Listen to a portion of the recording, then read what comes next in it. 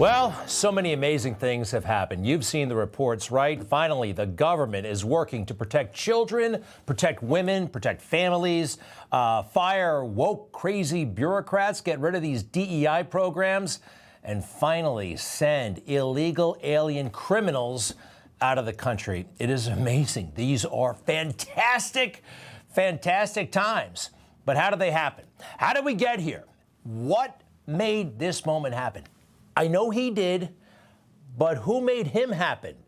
Who allowed this to happen? He knows. Just a few months ago in a beautiful Pennsylvania field, an assassin's bullet ripped through my ear. But I felt then, and believe even more so now, that my life was saved for a reason. I was saved by God to make America great again. Saved by God. If you look in the Bible, there are so many examples of people facing horrific adversity and getting through it to a triumph. They say you can only appreciate the view from the mountaintop if you've been in the deepest valleys. And this man has been in some pretty deep valleys, huh? And I believe God allowed it. God was shaping him, maybe even shaping us, preparing us for this moment. In courtrooms all across the country, shot on that stage in Butler, Pennsylvania. And just look at this, the United States of America versus Donald Trump. If you look at court documents, that's what it says. The United States of America versus Donald. The entire government was poised against him. How did he beat that? Yes, he's incredibly talented. He has gifts, but I don't think it would have happened without God. And what about the people? We saw right through it. They bombarded us with lies and propaganda, but the people saw the truth, right? And who allowed us to see the truth? I think President Trump again was right. I was saved by God to make America great again. And you know, God can use anybody. President Trump, Donald Trump, you know, for some people, he was a notorious playboy for a long time. And look at him, a casino owner. God used a casino owner to do amazing things and even promote the Bible in what I thought was the most spectacular way. In the face of carnage and ridicule, President Trump presented the Bible to the world.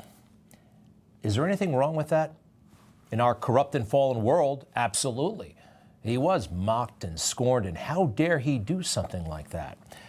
And it wasn't a one-off. He knows how special this book is. Most importantly, I brought my Bible. Okay? And, you know, it's First Presbyterian Church, Jamaica, and this was written by my mother with my name, it's a long time ago, with my name, with my address, with everything. In case I lost it, somebody would return it. You know, in the old days, if you lost something, they returned it. Today, a little bit less so. But I saw this, and I said, I have to bring it and just show it because it brings back so many memories. Well, it's honest, and it's beautiful, and it comes from the heart. Whereas Joe Biden, for 4 years, always used religion, God, the Bible, as a punchline. He even did it at the inauguration. Today, President-elect Trump and Vice President-elect Vance will take their oaths of office, and we will witness the peaceful transfer of power at the heart of our democracy.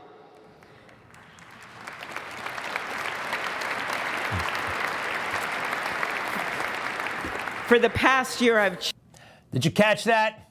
He made the sign of the cross. Ha, ha, ha, ha, ha. He always thought that was funny. Never talked about faith in an important or helpful way. It was always a gag. Saw it a million times. Roll the tape. We have so much of this stuff. Making the sign of the cross, making a crack about God in a way that I found offensive. And I think a lot of other people did too.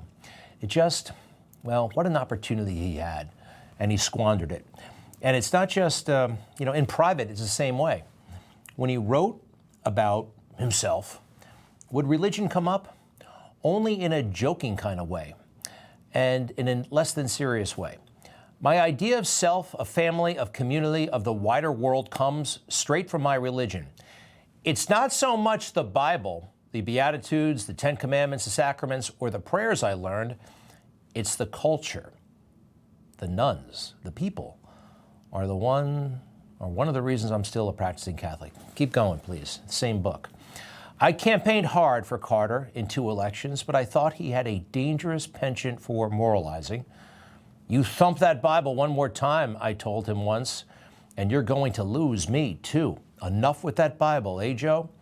My old professor also passed me a little advice through another classmate that week. Tell Joe that the next time he quotes from the Bible, he should cite God. That's his autobiography, his first one. And there are 3 mentions of the Bible, and they're all kind of less than serious. That, by the way, was when he was busted in a cheating and plagiarizing scandal. You know what I mean? Just interesting that they bragged about, oh, we have the first devout Christian in the White House. And no, it doesn't really actually add up, does it? Next, please. Did you use the word smart? Don't ever use the word smart with me. Don't ever use that word. Oh, give me a break. Because you know what? There's nothing smart about you, Joe. Nothing smart? I think that's right, because Joe Biden signed this pardon. This has turned out to be a major, major disaster for the Joe Biden legacy and possibly for Joe Biden and his family's future here. Who was named in the last-minute pardon? Family members. Let's go ahead and put them up on the screen, please, and their relation to Joe Biden. Let's see. We've got James Biden, who is the brother. We got Sarah Biden. We got, who's the sister-in-law? Valerie Biden, the sister. John Owens, the brother-in-law. And Francis Biden, also the brother, for offenses against the United States. That's quite a statement, isn't it? Offenses against the United States. Well, Congress wants to get to the bottom of that. It was shocking. I mean, it was shocking what President Biden did on the way out, pardoning his family for more than a decade of whatever activity, any nonviolent offenses. It was breathtaking to us. I don't think that's anything like that's ever been anticipated. And by the way, go look at the tape. 4 years ago, when it was just implied that President Trump might do something similar, they were apoplectic. Joe Biden himself, Adam Schiff, Chuck Schumer.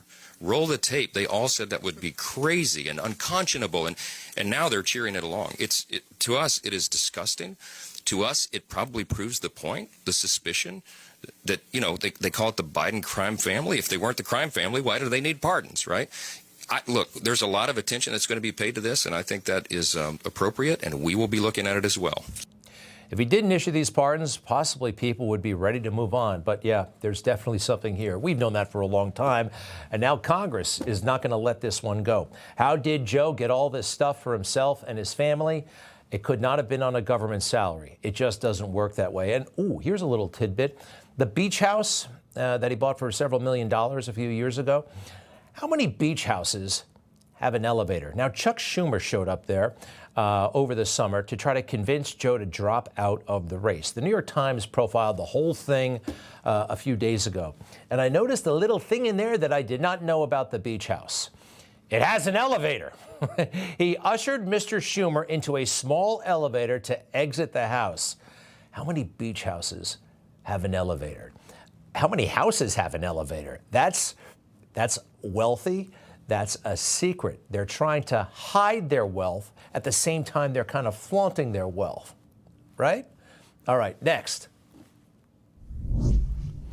Back to the names on that pardon, and I want to focus on Valerie Biden Owens, the sister. Who is the sister? They all kind of keep a low profile. When you're grifting, it's best to not go out in public all that often. But from time to time she did. She thought it was safe with Mika Brzezinski and Joe. Take a look. I knew from the beginning at 20 and 25 that my brother was going to seek public office. And I knew that wherever he was going to go, I was going to go with him. He told me since I was a little girl, Mika, that whatever he could do, he said I could do better. So he said, come on, Val, we've got places to go and things to do and people to see, and off we went. I thought they elected one senator. She wasn't elected. but she was joined at the hip and has been a full-time sister to Joe Biden for 50-plus years. That is the job of the sister, the brother, the other brother, and the Biden Institute. Have you heard about this place? There's a Biden Institute. And I saw pictures online. Ooh, this must be a very impressive place. No, it's not. It's a house. The Biden Institute, where they brag about all the scholarship that happens, all of the meetings and seminars and world leaders coming together. There, it looks like a place where you can possibly open checks, have a computer, have a coffee. That's about it. Oh, and hand out phony baloney awards from time to time. This award is called the Woman of Power and Purpose, and it's named for Valerie Biden. And they hand it out to various prominent female politicians in and around Washington, D.C. and Delaware. What's really going on here? I don't know. I want to know more. I think it should be investigated. I know that Valerie Biden, I talked to some people who know clothes, know that she has incredibly expensive clothes. Take a look. That's Valerie and her brother Jim.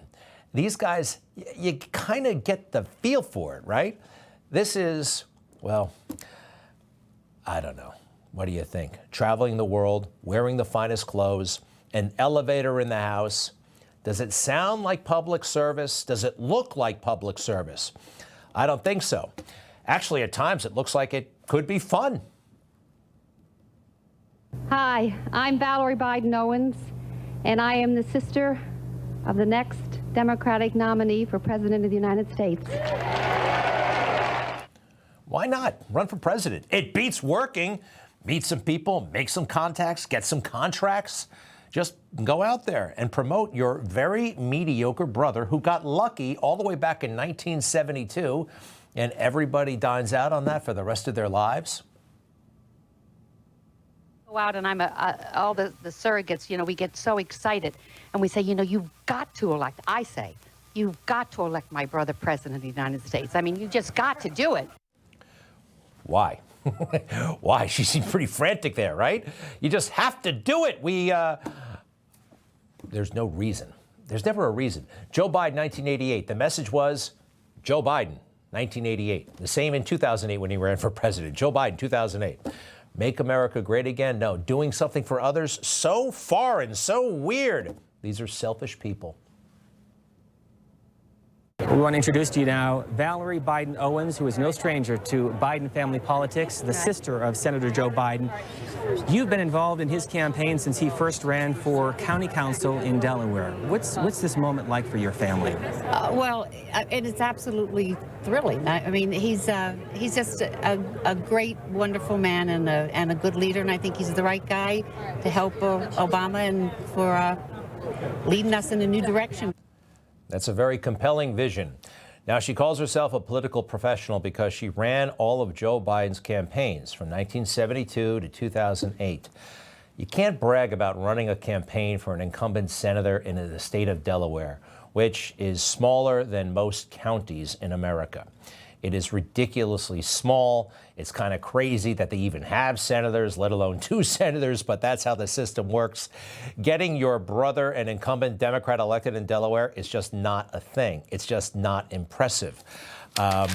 So what do? You look for other opportunities. And she talked about looking for other opportunities. In the few profiles she did, the Biden family kind of avoided publicity. Joe loved it, but take a look at this if you can. Oh, yes. First, she spent a lot of time with Hunter. What's up with that?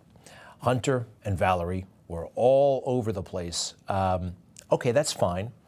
I mean, it's an aunt, but they were particularly close. I'm told that Valerie had a role in selling the artwork of Hunter. She was a prime mover, reportedly, behind that stuff. That's interesting. Information. Truth.